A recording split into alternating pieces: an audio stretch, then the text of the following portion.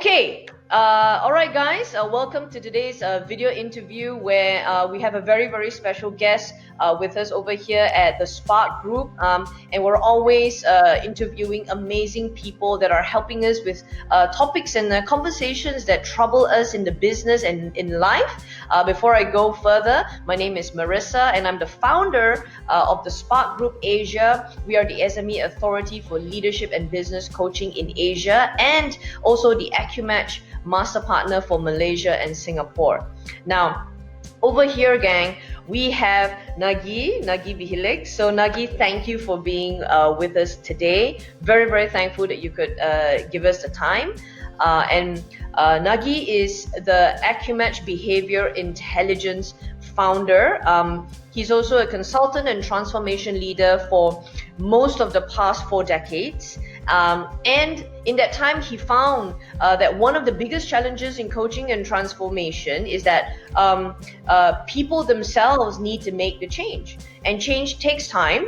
And if you don't know why people do the things that you do, this is where AccuMatch comes in to help us to become more intelligent about our behavior and go deeper. A lot of people are just exploring themselves at the surface and not getting deeper, and our tools here and what Nagi has created for us is to go deeper and below the surface of what we can see in terms of behaviors and get to the core problems.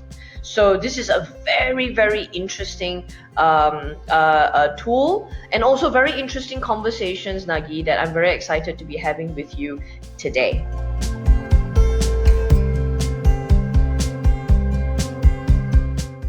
Welcome back, Nagi, to another awesome session with us. And a very, very good question that has come in as a result of some of the other videos that you've been doing is this question. I have a team of great people that I trust, but sometimes they do things and they make mistakes. And I doubt that they are able to help me achieve where we want to go in the business. And so seems like this question is coming from a point of not being really to understand the people that they have on the team. What are your thoughts? Yeah, it's a really great question, yeah, and we did walk into that one last time on one of the sessions. The thing to remember also is maybe the question that isn't asked is the team don't understand the leader. Yeah, okay. So, we're often taking the leader's side, and saying, oh, okay, the leader's got people that are a challenge. How do we fix the people? How do we fix the people? How do we fix the... Yeah. Well, maybe the problem is not just that. So all tongue-in-cheek aside, it's both sides. Okay. So every person is unique. We know that, from the beauty of using something like AccuMatch is we can see so many variations of points of neural patterns and behaviors, and this is really the fundamental point about human nature. There's close to 7 billion people on the planet, and every single person is unique. You can even take twins, and identical twins genetically tested to be the same genes, and yet they're so different. Their behaviors are different. And so what does that is our programming. We talk a lot about programming. I hope people understand what I mean by programming. We're a little bit like a computer. We're born, let's say, leave identity aside and wiring aside for a minute. We're a blank slate when we're born as to how we respond to the world.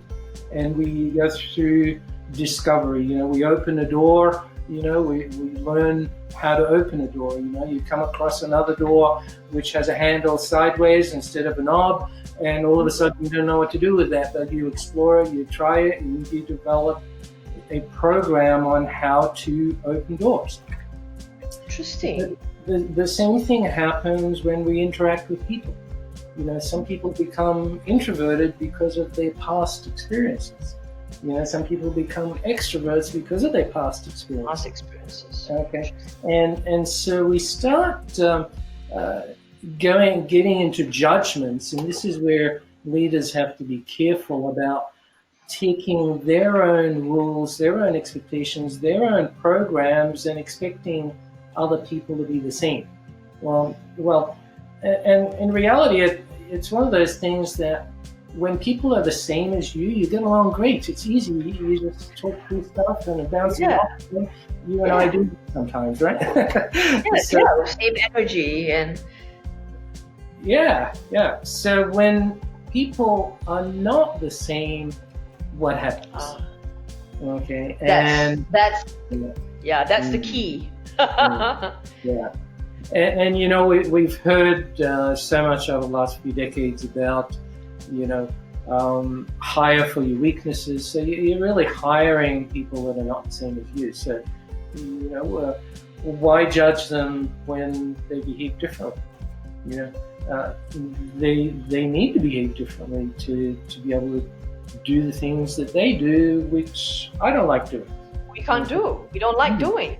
Yeah. So, my programs allow me to do certain things, and your programs allow you to do other things, and so forth. So, misunderstanding, I guess, is the word that maybe explains a lot of these things. It's a really powerful word because it actually diffuses a lot of situations. I was in a board meeting the other day, and someone said, I think we have a misunderstanding here. And it calmed the whole room down.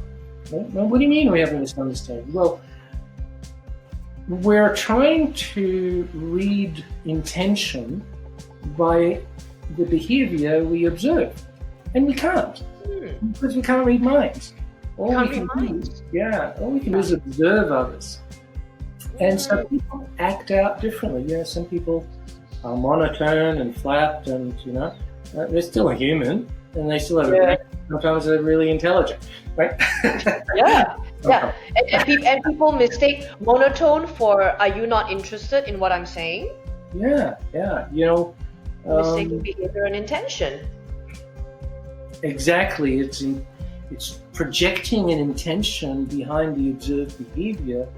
And who are we to do that? I can't read minds. No one can. We had a situation. I was working with someone who's a speaker, and he said, I was really frustrated. I had this person in the front of the room who looked like he was falling asleep. And then part of the thing, he asked a question that blew me away. I go, well, he was auditory and he was listening. He needed to close his eyes to pay attention. So you can easily judge that and go into self-projection. He doesn't like me as a speaker. There's so much unpacking that goes on when we start to do this. So that's interesting. Wow. And that's what happens when leaders don't take the time to embrace different behaviors or even teach the team members about their own behavior and learn to change. We can all change. We're not fixed. Despite many past beliefs, that I think I read a quote the other day. I observe other people's behavior patterns. It tells me more than what they say. That's interesting. And that's true, but it also implies that they're going to behave the same way every single time and they're not open to change. And so when we do performance reviews, we judge people on past behavior and we put them in a box based on what we've observed instead of working with them and teaching them and educating them and all that stuff. So that's how a lot of appraisals are being done based on what we've seen. And people are being judged on their behaviors and what they can see, but not take the effort to be able to understand. What are some tools that we have to be able to understand ourselves better? Well, I'm biased to Acumatch, obviously, because it gives you a map of the different behaviors. a great gentleman. This died decades ago. Howard Gardner identified multiple intelligences. Whereas in the early 1920s, when psychology was starting out, we only really had IQ as the only intelligence. Yes. And he disputed that, and later we saw emotional intelligence get added, and then he disputed that as well, and he said, well, actually, where does musical intelligence come in? There are some great musicians in our history that were creating symphonies at the age of 9, right?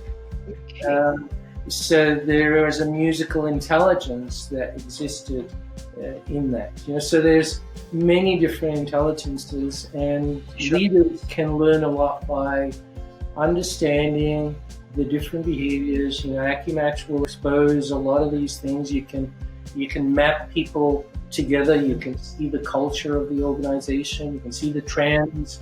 You can see how you interact with other people. There's just so much that you get from that. Fantastic.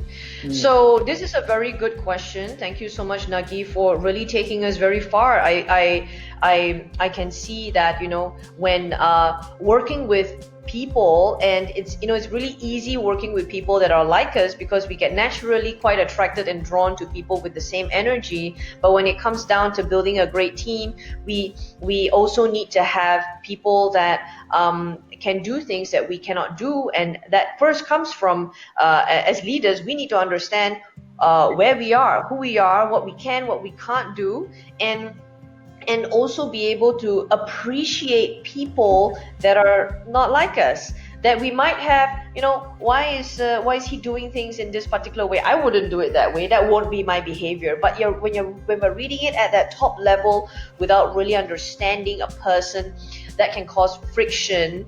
Although we have good people and reliable people, but that friction if we are just reading the surface of it. And some of the tools that you brought up earlier about the multiple intelligences and Acumatch, those are very, very powerful tools to be able to help us to understand that.